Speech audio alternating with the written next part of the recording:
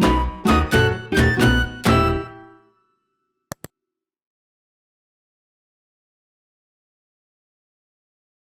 clause is a group of words that has a subject and a predicate.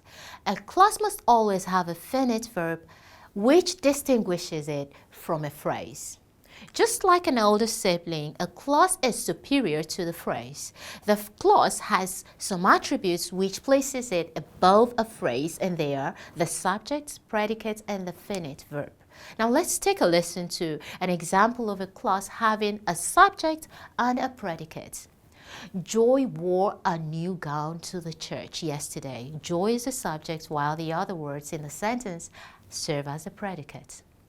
Did you know that the clause is of two types? Yes, there are two: the independent clause and the dependent clause. Now, an independent clause, this is known as the main clause or the principal clause, because they express a complete thought and can stand on their own in a sentence. Example, my father is a philanthropist, Frank is a good singer, and on. Now, dependent clauses, they are called dependent clauses because they do not express a complete thought and cannot stand on their own in a sentence. Now, as a child depends on its parents for everything, the subordinate clause depends on the main clause for its meaning. Dependent clauses are also called subordinate clauses. Example, which he said that he told us.